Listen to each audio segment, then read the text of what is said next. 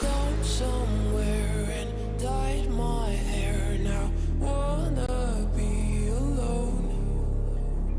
It's much to bear and you don't care, and I won't play alone. I got you in my sight. I keep all the words you said to me. I get you on your knees. Rewrite all the things you said that I should be. I'll get you, now you beg me please. Hey.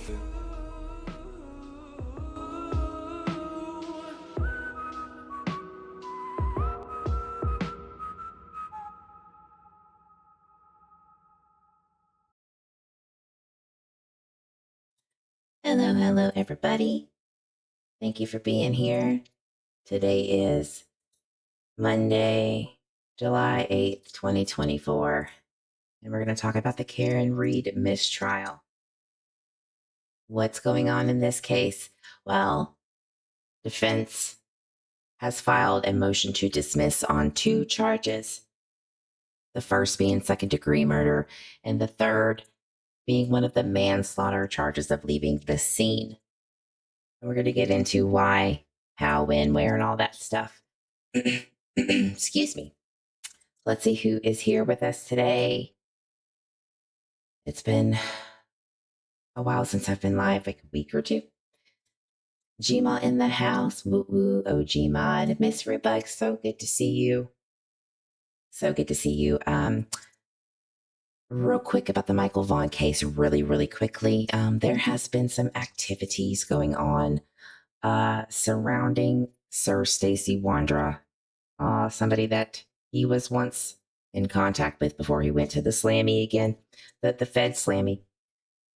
So we're going to talk about that soon because she cry. And there's someone acting on behalf of Stacy Wandra out there. And she's the one. So we're going to get into that later this week.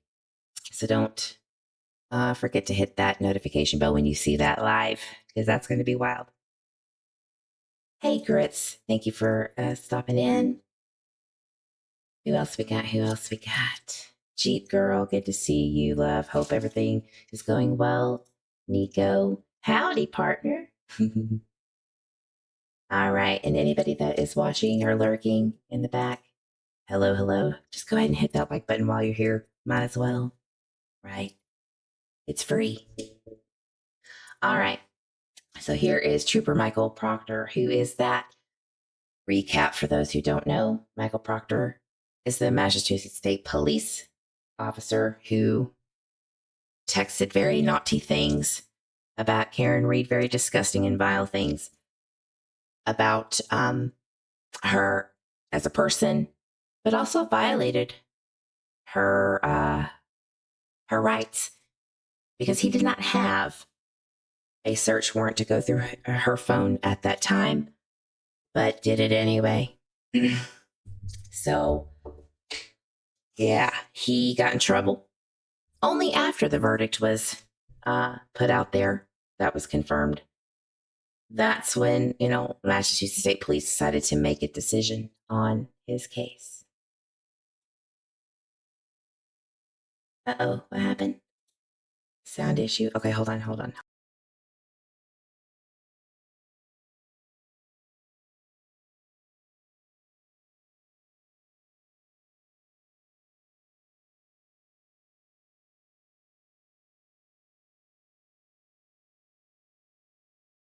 Okay, am I in the clear now?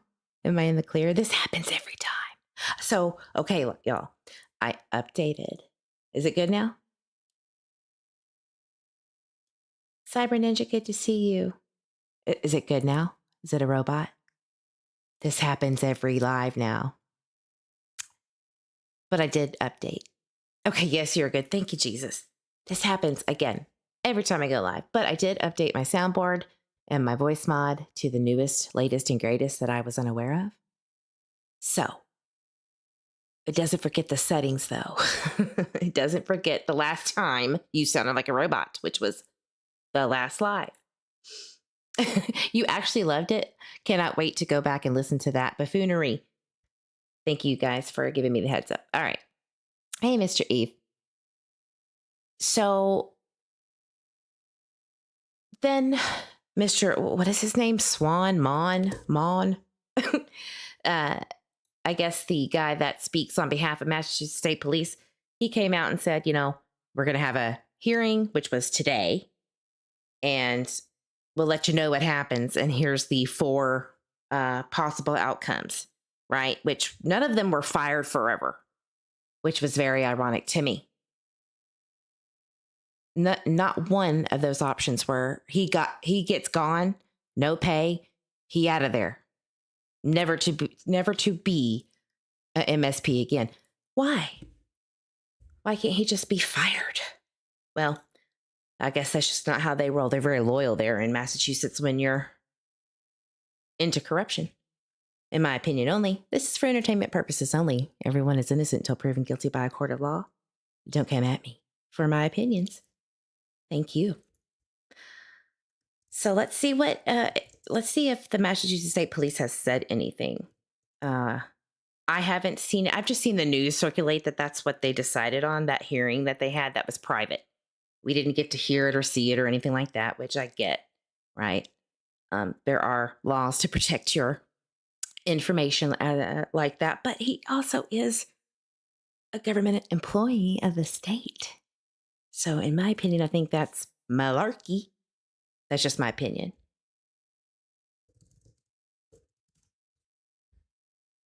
All right, I'm going to see if there's anything that the Massachusetts State Police has released. I'm sure there's something.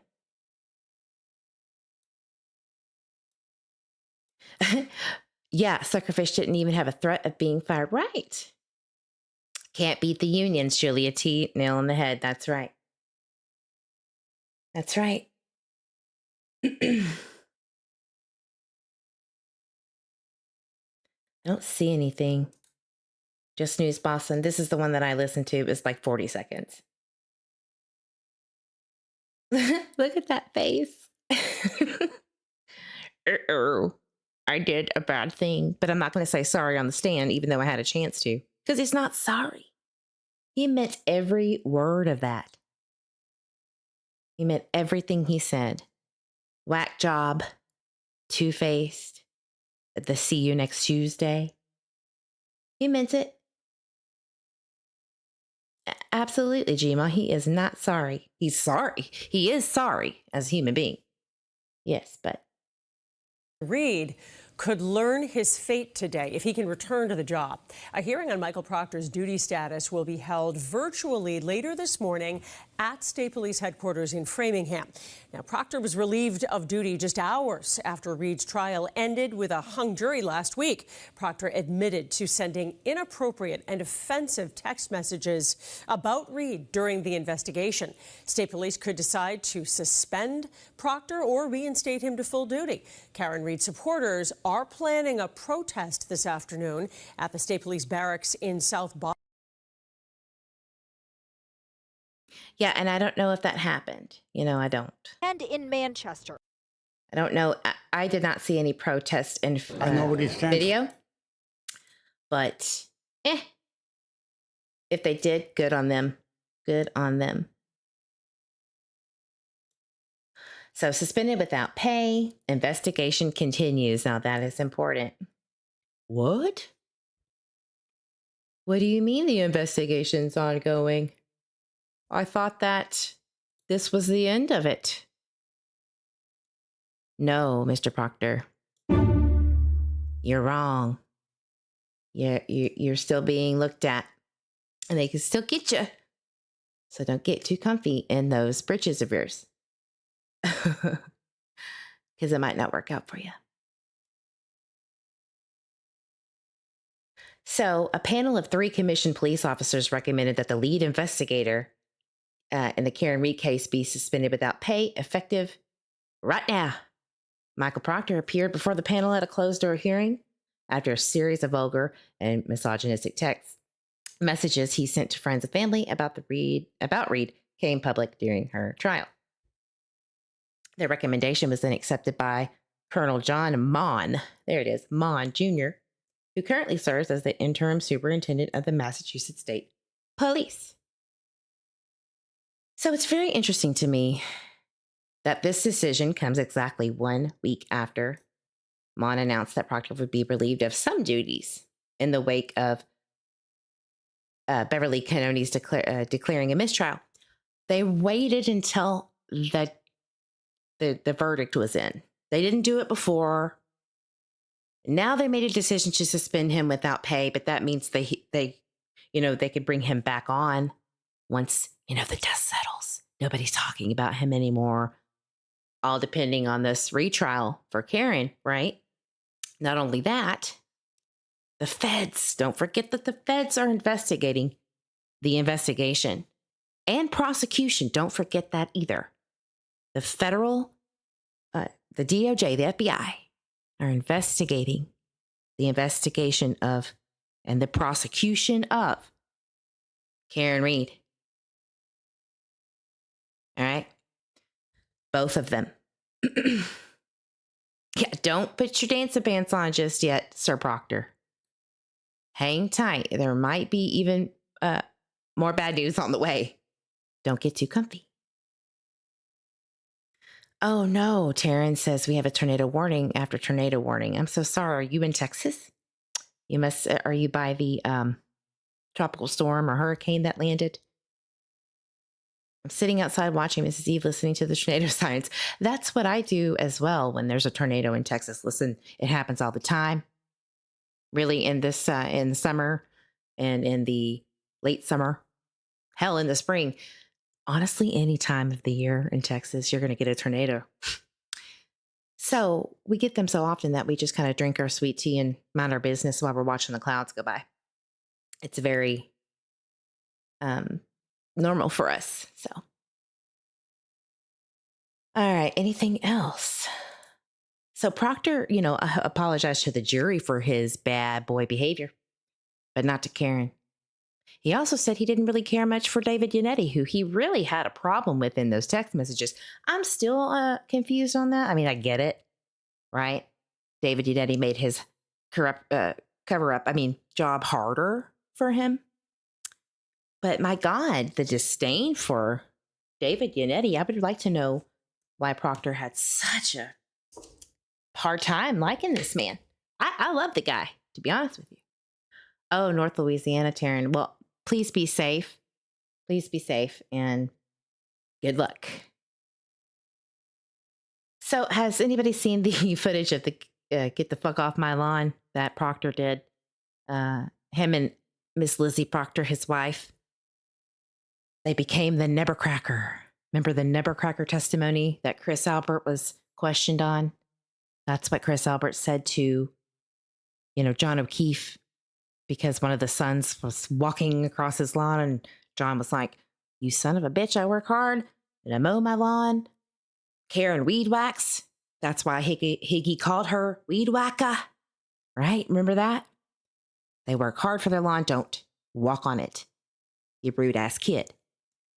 Well, that was the joke. That's why they called John Nebbercracker. But it's very ironic that the Proctors are the Nebbercracker. Very, very funny. All right, so enough of Proctor. Enough of that guy. I'm just glad that he's not living normally, having a normal job, doing corrupt shit. It makes me happy that he is being punished for being an ass, for being negligent. And I hope that there is more to come about the investigation and what he did for the McAlberts and against Karen Reed, right? Well, looky here. Twitter always comes to save the day. Look at that. I was looking for MSP, State Police Association in Massachusetts. Let's see what this says. The members assigned to the Norfolk County District Attorney State Police Detective Unit have been the subject of personal attacks. Oh, Lord, here we go. Here we go. The attacks, the shock and horror of this case. The witnesses have been victimized, re-victimized, harassed. Hey, Sleepy Goosey. Chloe Albert, I need to give you an update on what I put on Twitter, I believe yesterday, about Nicole Albert's testimony about Miss Chloe. I don't know if I should say former dog or not. We don't know if Chloe is alive. She's a dog. She cannot speak.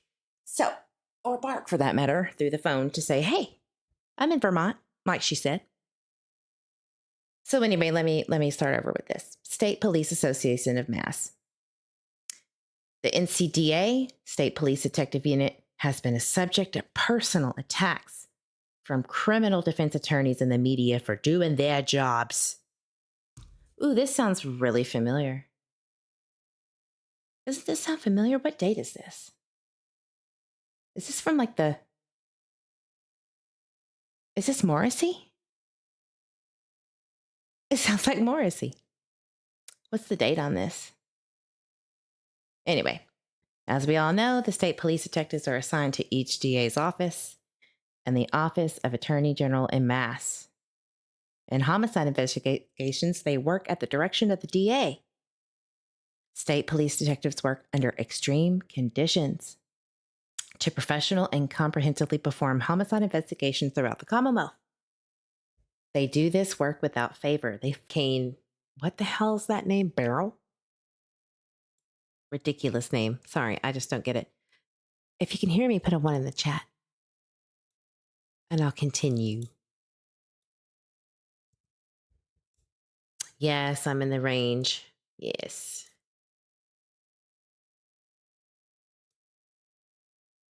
Can anyone hear me? Okay, good. Am I back? Whew. All right, let's try this again. Sorry, it's the storm. It's coming.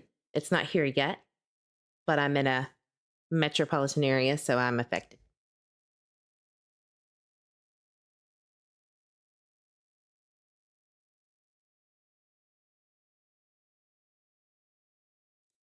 All right, back to this damn thing that I'm reading. Trooper Proctor has personally been defamed in the media and in the court. Are you for real? Oh, this was a few weeks ago, right? I remember this now. This is before the trial ended, I believe. This is not only wrong, but unacceptable. Harassing and intimidating any witness in a criminal investigation is illegal. We stand with you, Mikey.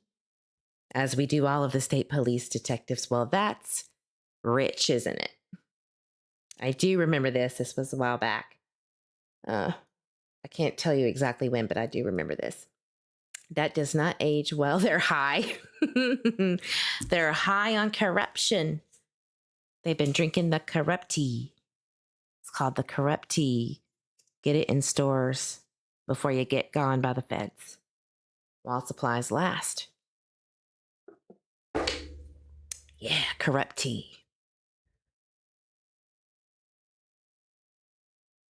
The Corrupt Tea Party, the Boston Corrupt Tea Party. That's what y'all should do over there in Norfolk County. Get some shirts, get some merch. Yes, I claim this, Gma. I claim the rights to all corrupt tea. Anyway. Oh, God, John DePetro. I wish I could shove his face in a lovely pile of, I don't know, corrupt tea. I cannot stand that guy. So, what's going on with the motion to dismiss? Well, a juror has come out, as I'm sure everyone is aware, that spoke to other people and then other jurors about their experience. And I'm not actually sure on if they spoke directly to the defense attorneys. I'm sure either they did through the informants, but I'm not sure if the defense ever talked directly to this jury. But we're going to read it. I'm going to read it slowly, not like too slowly, but here's the affidavit. It was filed today. So on July 3rd, I received communications from two different individuals, hereinafter informant B and C, who had received information from two distinct jurors. So I was wrong. Two, juror B and juror C. I did not know that there was two. I thought there was one that was talking to another juror. We'll get into it. So both of whom were part of the deliberating jury in this case. To my knowledge, informant B and C do not know each other. That will probably come out some way, so I hope that's true. We are just on the very outskirts of the storm. We will be getting rain, right? So be careful, Mr. Eve, with my babies. I'm sure you will. So on July 3rd, informant B sent David Yannetti a screenshot that he had, or she had received from someone, hereinafter intermediary B. So, all right. We're going to call IB. IB is the one that is the intermediary between all these people. Not irritable bowel syndrome, IB, intermediary. All right. There's a lot of moving parts here. So IB sent a screenshot to David Yannetti that they had received from somebody else, IB, excuse me, of text messages to the intermediary E. Good Lord Almighty. So IE had received from juror B. Jesus Christ. IB, not IBS. You gotta laugh during these times to get you through. All right. Clear as mud? In that screenshot, juror B texted the following to IB. It was not guilty on second degree. So what does that mean? A unanimous verdict of not guilty of murder in the second degree. Normally, in this circumstance, you would have a judge before dismissing it, everyone after the verdict of mistrial. They would typically talk to or poll the jury to see where they're at on all charges, what happened. That didn't happen with Miss Bev. So for this juror to say, everybody said not guilty on the murder, like no one. They were split in half for the second charge. When the judge sent us back with that Hernandez thing to look at the other side, it turned into a bully match. I thought the prosecution didn't prove the case. No one thought she hit him on purpose or even thought she hit him on purpose. They gave us free counseling forms when we left. Based upon the first name of juror B given to me by informant B, I believe I'm able to identify that juror and confirm they were a deliberating juror. So, for them to admit to someone, an informant, who sent it to an intermediary, who sent it to David Yannetti, juror B said, second degree murder, nobody thought she was guilty. So that should have been, in my opinion, should have been ruled out, dismissed, just like the other charge of manslaughter while leaving the scene, I believe it is. So why didn't that happen? Because look, I have something here that I found under criminal procedure, Massachusetts law of criminal procedure. And it states, and I quote, if there are two or more offenses, which there are in this case, or defendants tried together, which doesn't apply, the jury may, with the consent of the judge at any time during its deliberations, return or be required by the judge to return a verdict or verdicts with respect to the defendants or charges as to which a verdict has been reached. So what does that mean in layman's terms? The judge should ask them, or the jury should say, hey, we know for a fact she ain't guilty on this charge or that charge. So let's go ahead and get rid of that. It's actually quite clear that when you watched the trial, the deliberation part, where they kept coming back, when they came back and asked for more instructions on that stupid verdict slip that confused their jurors, which I believe was intentional on the Commonwealth and the judge, that was the beginning of the end. It was already happening at that point. And that's what I think we're hearing in this motion to dismiss, right?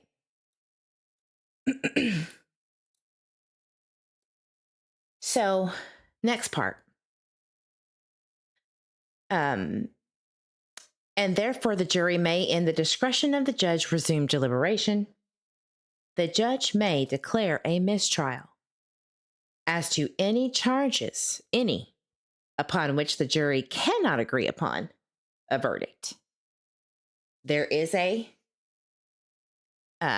colon here, semicolon, provided, however, that the judge may first require the jury to return verdicts on those charges upon which the jury can agree, and direct that such verdicts be received and recorded. Did that happen in this case? No, it didn't. And the reason why, in my opinion, was intentional. Very intentional. She didn't want anybody to question things she just scurried it along and said, okay, mistrial, we'll see you in court on the 22nd. If anybody doesn't raise this issue by then, I'm not ruling, sweep it under the rug, hope for the best. Everything has been, in my opinion, very, very calculated, manipulated, shady. This has been going on since pre-trial hearings, and we need to go over them before the trial, if there is a retrial of Kieran Read. So the motion to dismiss, that was again filed today.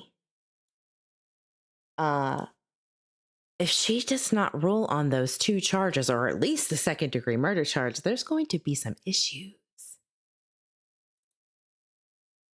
I do want to go over this really quick before I continue with all of these damn players in this motion to dismiss.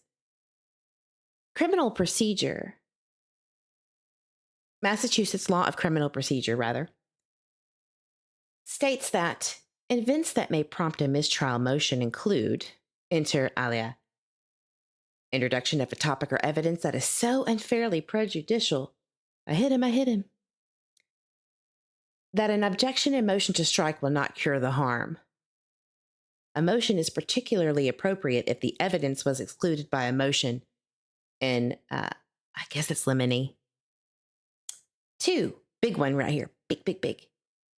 Denial by the prosecution of exculpatory evidence or violation of discovery orders. If you haven't been watching this case, there are so many violations from the Commonwealth. It's unreal. And it came out in trial a few times, and I found them, as did a lot of other people. And especially in regards to the inverted Sally Port footage, where the Commonwealth knew damn well that video was inverted, because we heard that Yuri Buchanan and Trooper Proctor and the Commonwealth all watched it. They watched it before the trial. They knew. Microdots, if you have not subbed up to them, please sub up to Microdots. Amazing work. They did a lot of videos at the beginning and during the, height of the pretrial hearings and all of that stuff. But they also are doing more stuff recently that they've been working on. Oh my God, it's so good. We're going to play a few. Definitely going to play a few. So one of them is going to blow your mind about the Sally Port footage and what they did, how they manipulated it. It's crazy. And then Chloe, Nicole Albert, which is Brian Albert's wife, she told the Commonwealth where Chloe was.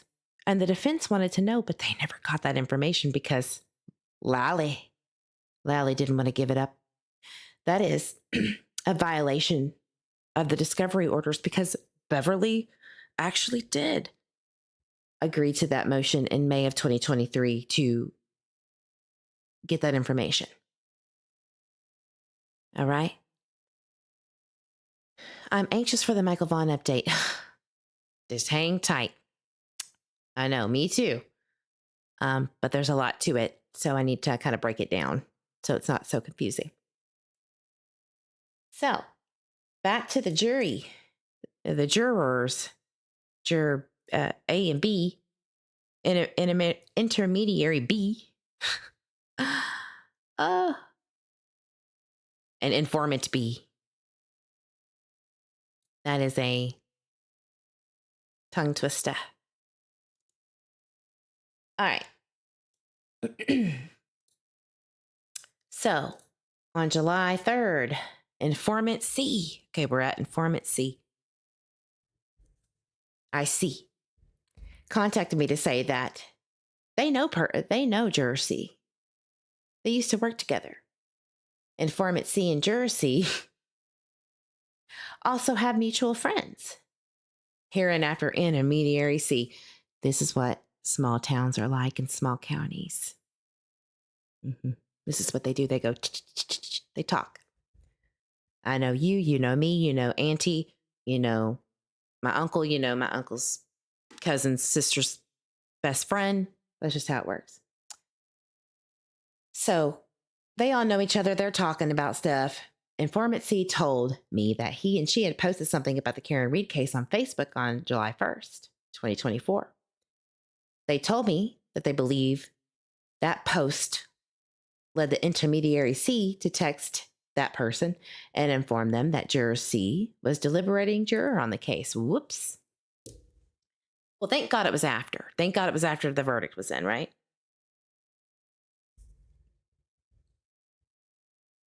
Informant C told me that he and she thereafter reached out to juror C via text message and discussed his or her experience as a juror in very general terms. They discussed what an exhausting experience it was, and that juror C was relieved it was over. I bet. Oh, rapper. Shh, rapper. IC told informant C that juror C would be participating in a Zoom meeting with a number of friends to discuss what happened with the trial. So this is on record, maybe?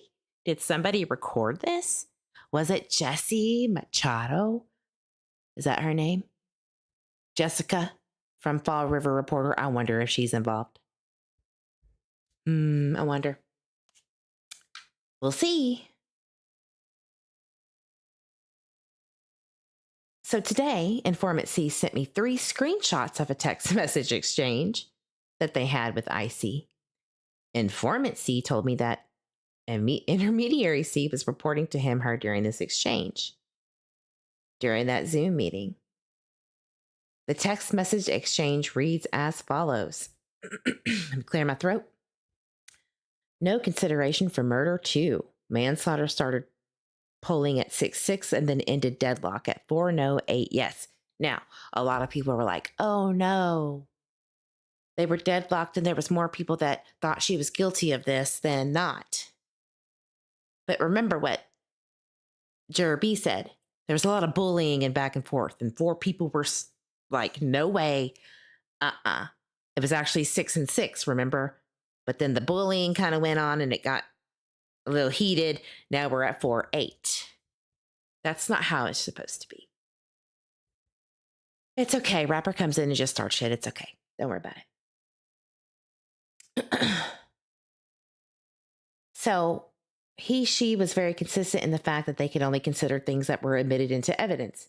Now, remember, they asked for the CERT team report. That doesn't exist. It doesn't exist. And it should exist, but it doesn't. So that didn't help things, obviously.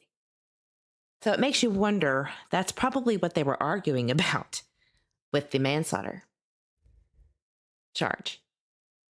How can we prove that this wasn't planted or that she actually did, in fact, hit John O'Keefe? So again, ultimately, she voted no because of the cause of death was twofold of hypothermia and a head injury, of which they were convinced that the vehicle did not cause both, right? The whole jury felt very intimidated by Higgins, which I believe this jury meant Brian Albert, not Brian Higgins. Brian Higgins was not there, but Jim McCabe was with Brian Albert during the deliberations. So that's what I believe this juror meant. Not sure what they're going to do. Blank is going to lay low for a while, for a couple of days, and see where it takes them. Hasn't ruled out anything. The jurors all have a group text going. So they're still talking. Informant C. Interesting. If it was no consideration for murder too, shouldn't she have been acquitted on that count? And hung on the remaining charges, goes back to the jury verdict. Let's go to the last page. Very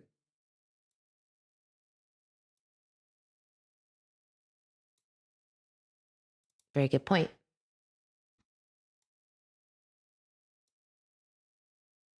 The verdict slip, that was all confusing. The verdict slip was a disaster. If anybody doesn't remember, it's because there was no not guilty on all charges as the norm for when you read a verdict slip. It should say guilty or not guilty and including all of the rest of the charges. But if not, move on to the next. Pick guilty or not guilty on each of the subsequent charges, the lesser. She should have been acquitted. I agree. Yes, the remaining charges were what they were hung on. And that instruction paper was very confusing. What a great experience for them. Amazing that they let Alberta in the last day. Brian Albert. They felt honored to be a part of it. She was redacted physical description. Everybody else was from a professional walk of life. They all got along and never heated. They agreed to disagree and respected each other. That's the way it should be.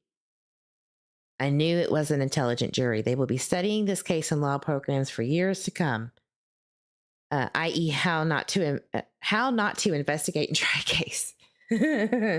Ouch, Bev. I bet that hurt and stung when you read it. Ouch, Lally. I bet that hurt when you read that. So, if they all agreed on no for murder too, they should make that clear to the DA and the court. It's basically a case of double jeopardy if she's retried on that charge. I looked at the case law. This is true. This is absolutely true. It is not necessarily unheard of for a judge not to poll the jury and see what verdicts, they came in unanimously. But it just didn't happen in this case, and it should have, especially since it's high profile. She made a boo-boo, in my opinion. Bev is not going to like the repercussions, in my opinion, of that. And she has a burden now to make a decision. Because if she, in my opinion, does not dismiss these charges, she's not going to look very good. And I bet you the people that review misconduct that is in Massachusetts will have to look at it a little further. Do you want to be under an investigation too, ma'am? Along with Proctor? Don't do that to yourself. Just do the right thing. Do the right thing, ma'am. Dismiss the 2 charges because, listen, second-degree murder should have never, ever been introduced as a possibility. It should have never been upcharged from her manslaughter. All of that money wasted. Taxpayer money wasted. Not to mention that Karen should probably have never been charged in the first place. And I say probably that she should not have. Because witness statements of, did I hit him? Could I have hit him? Is crap. They didn't investigate. They didn't. They charged her and made the pieces fit as they went by literally planting them. That's what they did to Karen Reed, in my opinion. So Bev has a decision to make. A moral one this time. Because she knows this. She's not new. She's been a criminal defense attorney. She's done this before. Believe me, there's a reason why judges become judges. They have experience. So let's look at the docket, and then I'm going to let y'all go. The jurors are going to be dismissed. Sleuthy Goosey says, I'll allow it. And Gma. So here is the docket of today. I haven't checked to see if it's updated, but here is the order of impoundment for jurors list, because they don't want them to be outed, first of all, and, their personal information. And the fact that media would be all over them, asking them a bunch of questions. Here is the affidavit supporting defendant's motion to dismiss with the certificate of service, meaning that all of the attached documents that are going to be, or that were provided to Bev, like the screenshots that David Yannetti mentioned in the motion to dismiss, all of that stuff, that evidence, that proof is going to be there.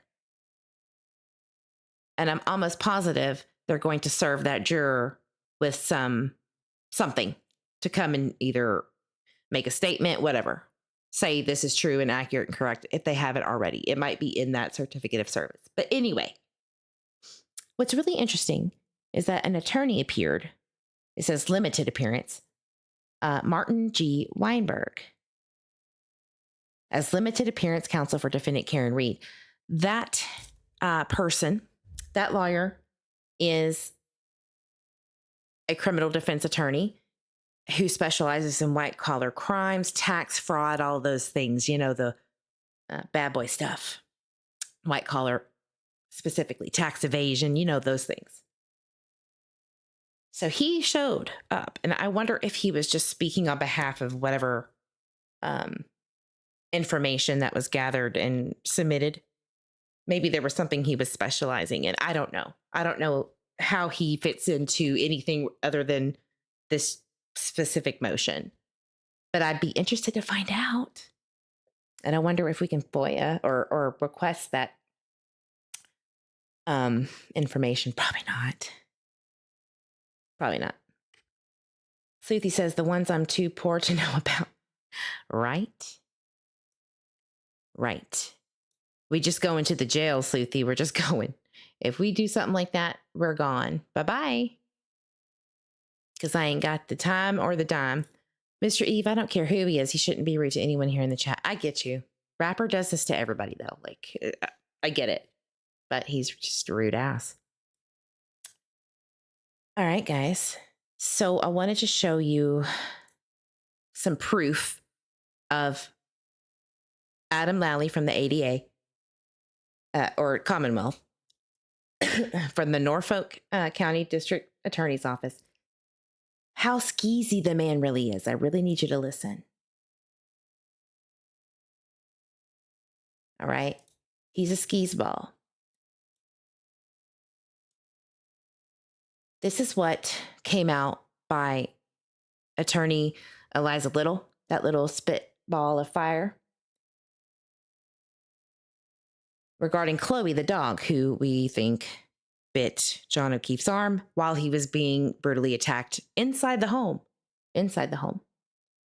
You have to remember that Brian Albert testified in a grand jury that Chloe never left Never went into the front yard, stayed inside. But he also said that they let her out to go pee-pee and came back in.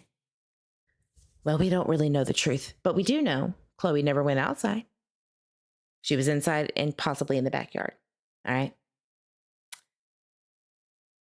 So keep that in mind while you're listening to this.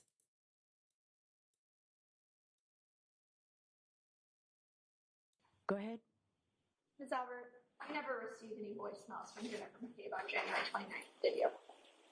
Not that I'm aware of. You also have never produced, pursuant to our request, any documentation about the whereabouts of Chloe. The objection sustained. I'm going to strike that question. Disregard the question. Well, questions aren't evidence, so we can leave it on the record, but the objection sustained. You've Okay, never Bev. turned over any information about the location of Chloe since the pendency of this case, have you? Objection, Your Honor. May we approach? I'm just going to sustain the objection. Well, what's wrong, Lally? Adam, why is that such a bad thing?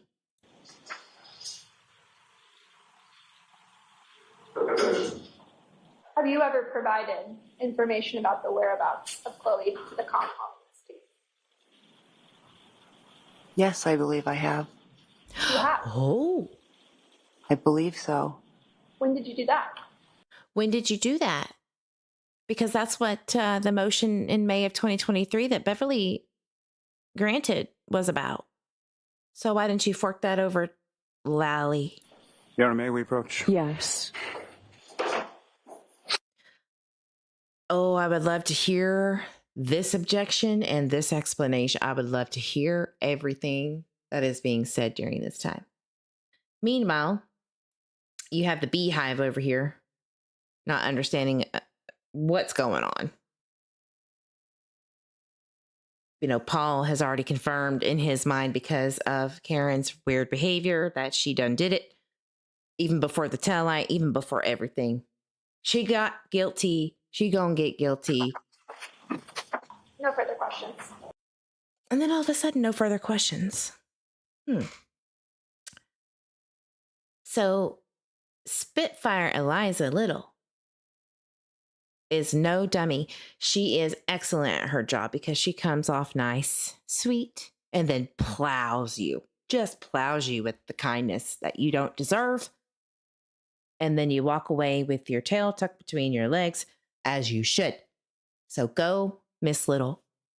Good on you, because you just proved, without much effort, how corrupt this system is over here in Norfolk County District Attorney's Office.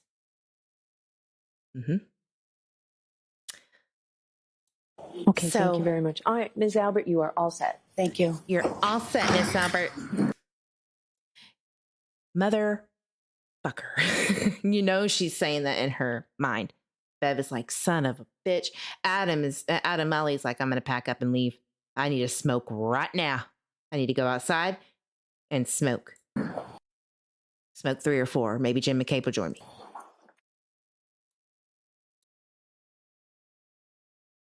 Look how red he's getting. That's a violation, Lally. The violation. But there's always some loophole they're going to figure out, right? Also, real quick, I was going to play a Microdots video, but I'm just going to direct you to that. I'm going to put a link in the chat. I found something interesting. On 7/6/2023, Brian Albert Jr., the guy that kind of looks like Super Mario. I hate to say that. He looks like Mario. Is it me? Let's just listen. Mr. Albert, the first time you ever spoke with anyone from the Massachusetts State Police, the Canton Police Department, or the Norfolk County District Attorney's Office was on July 6th, 2023, correct? Yes, I believe so. That's a full 18 months after Mr. O'Keefe's death, correct? Yes.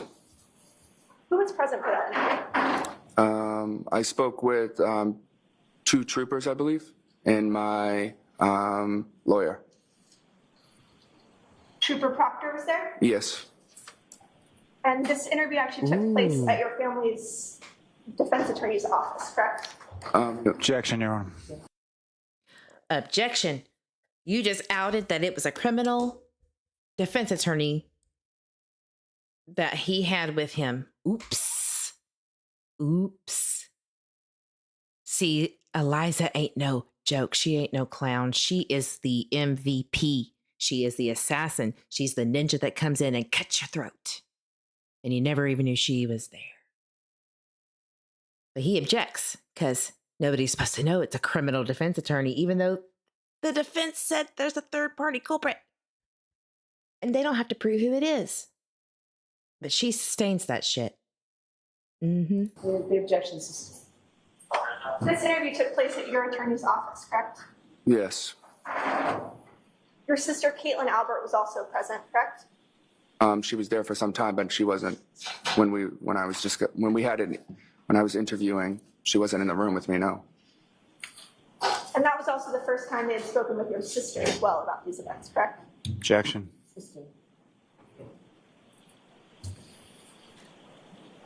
Mario knows some more. Mario knows something else. You could see it in those eyes. There's something going on. And to be clear, the Massachusetts State Police only interviewed you after you were called to testify before a grand jury Objection. separate proceeding, correct? The objection sustained.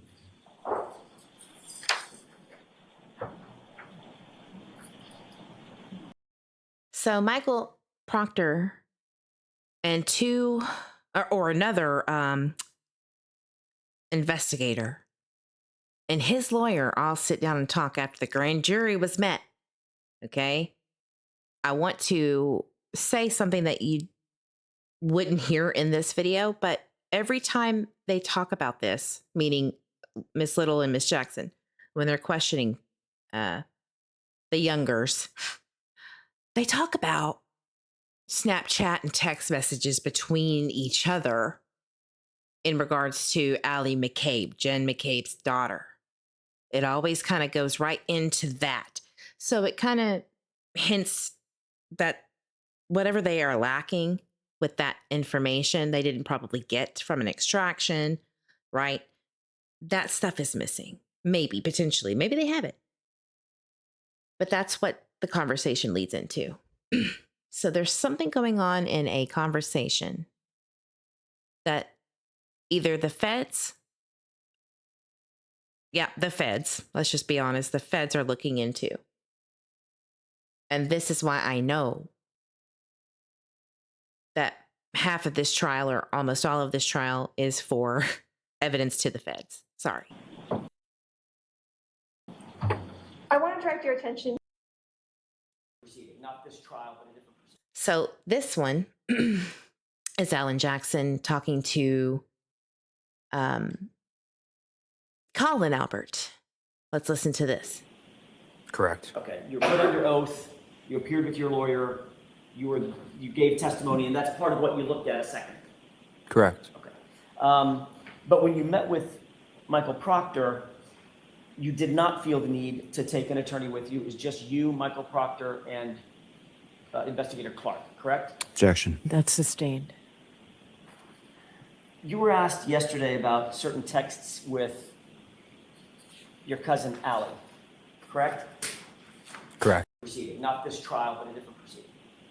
Correct. Okay, you're put under oath, you appeared with your lawyer, you gave testimony, and that's part of what you looked at a second. Correct. Okay.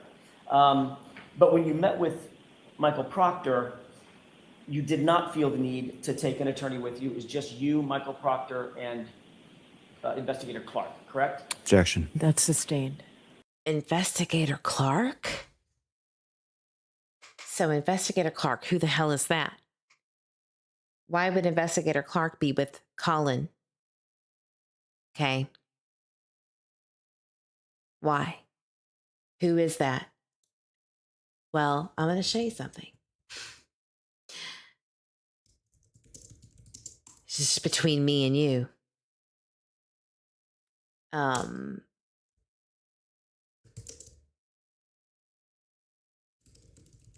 I'm gonna show you something.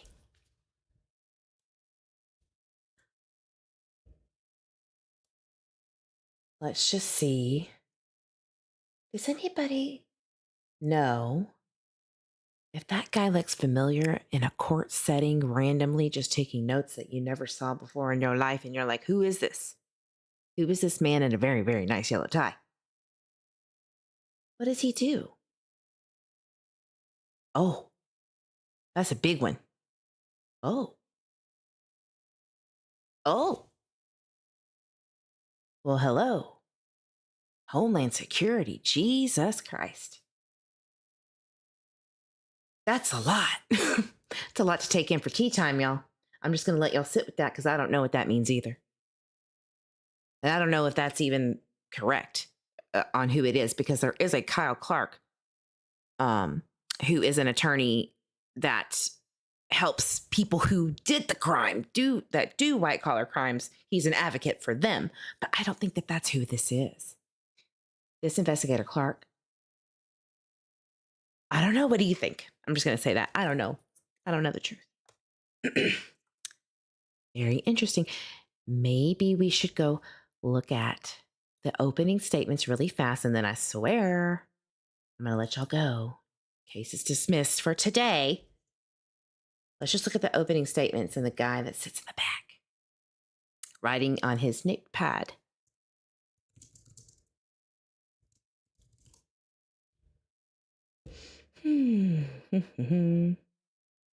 Yeah, so if it is a Fed, though, let's just say it is, they forced Michael Proctor to interview Brian Albert Jr. and Colin Albert. That's not good. Changes are going to be made, including bigger lettering, changing the sweat collection. Remember. Good morning. So as Her Honor was telling you, Who that is? This is one of the two opportunities that I will get to. The first of which right now, essentially what I'm going to attempt to do, and I know you heard over the course of the impeachment process a number of different witnesses that were listed out. Oh, shut up. Oh, shut up, Lally. Go smoke a cigarette. Put a bun in your cap. All right, guys. Thank you for being here with me. I'm going to drop Microdot's channel in the chat. Please go check them out. They have amazing videos that they've been popping out continuously. Please go check out the one that I think it's the second video from the last that's come out, where they talk about Jen McCabe, that dirty rascal. Biggest, I have not seen someone so conniving and manipulative in a while, like Letitia Stout, right? She reminds me of Casey Anthony, honest to God. She really does, like looks and everything. That's exactly who I think of. But here's Microdots. Please go check them out. Amazing. All right, guys, thank you so much for being here. You know, as I say, free Karen Reed, first of all. Secondly, drink your water, hug yourself, babies, fur babies, and grandbabies. Stay safe in this tropical storm down in Texas and Louisiana. Everybody be safe, and I'll see you on the next live. Bye, guys.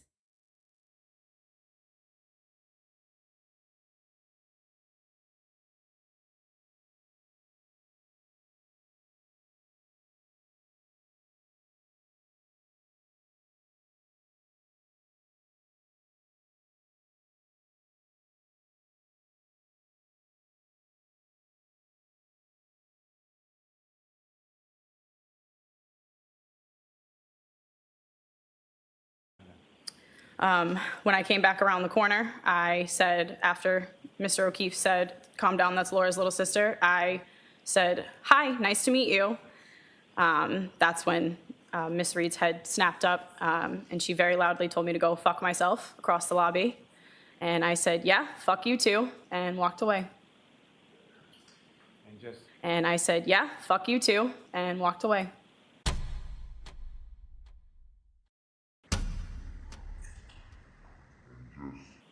I went up to her and I looked at her and I said, John O'Keefe's girlfriend? And she looked at me and said, Karen? And I said, yeah, you guys like her? She said, yeah, she's okay. And I said, well, she sucks. Well, she sucks.